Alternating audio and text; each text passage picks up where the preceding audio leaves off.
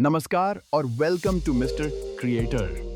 दुनिया भर की सबसे बड़ी खबरें पहले हिंदी में, फिर इंग्लिश में। स्पेन से आई एक breaking news. Former Ukrainian politician Andriy Portnov को मद्रिद के एक स्कूल के बाहर गोली मार दी गई। वह पहले प्रेसिडेंट यानुकोविच के एडवाइजर थे और उन पर यूएस सैंक्शंस भी लगे हुए थे। Breaking from Spain, former Ukrainian politician Andriy Portnov was shot dead outside a school in Madrid. He was once a close aide to ex-president Yanukovych and was under US sanctions. Gaza में हालात और खराब हो गए हैं। Israeli air strikes में कम से कम 45 लोगों की जान चली गई, जिसमें महिलाएं और एक हफ्ते का एक शिशु भी शामिल है। हॉस्पिटल्स अब ओवरबर्डन्ड हैं और रिलीफ पहुंचना मुश्किल हो रहा है। The Gaza conflict has intensified. Israeli airstrikes have killed at least 45 people, including women and a 1-week-old infant. Hospitals are overwhelmed and humanitarian aid is struggling to get through. Japan के कृषि मंत्री ने resign दे दिया है जब उन्होंने कहा कि उन्होंने कभी चावल खरीदा ही नहीं। यह बयान देश में तीखी प्रतिक्रिया लाया है। Japan's agriculture minister has resigned after controversial remarks about never having to buy rice, sparking nationwide outrage. अब रुख करते हैं पॉलिटिक्स की तरफ।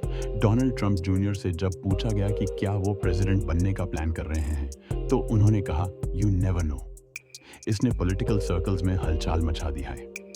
When asked about a potential presidential run, Donald Trump Jr. replied, "You never know," igniting fresh speculation. Minnesota ने election reforms पास किए हैं। Absentee ballot की डेडलाइन एडवांस कर दी गई है और नए सेफगार्ड्स भी इंप्लीमेंट हुए हैं। Minnesota has passed election reforms, moving up absentee ballot deadlines and adding new election safeguards. Europe में भी पॉलिटिकल हवा बदल रही है। राइट विंग आइडियोलॉजीज के उदय के सामने अब लिबरल लोग भी तेजी से संगठित हो रहे हैं। Europe's political landscape is shifting. Liberal forces are responding to the rise of right-wing ideologies, many linking this to the lasting Trump effect. Sports की दुनिया से NBA कॉन्फ्रेंस फाइनल्स शुरू हो चुके हैं। ईस्टर्न फाइनल्स आज से, वेस्टर्न फाइनल्स कल से। ये बास्केटबॉल सीजन का सबसे क्रूशल स्टेज है। The NBA conference finals are underway. Eastern today, Western started yesterday. It's a pivotal phase of the season. UEFA Europa League का फाइनल आज रात बिलबाओ में खेला जाएगा। Fans excited हैं. The UEFA Europa League final takes place tonight in Bilbao. Fans are buzzing with anticipation. और ये events miss मत करिएगा। फ्रेंच ओपन 25 मई से पेरिस में, मोनाको ग्रांड प्री भी 25 मई को मोंटे कार्लो में, इंडियनापोलिस 500 रेस 26 मई को होगी यूएस में। Don't miss these upcoming events. French Open starts May 25 in Paris. Monaco Grand Prix on May 25th in Monte Carlo. Indianapolis 500 set for May 26th in the US business and tech की तरफ Toyota ने launch किया है all new RAV4, जिसमें नए features और advanced design है। Driver experience को नेक्स्ट लेवल पर ले जाने के लिए Toyota has unveiled the all new RAV4 packed with fresh design upgrades and cutting edge features aimed at elevating the driving experience.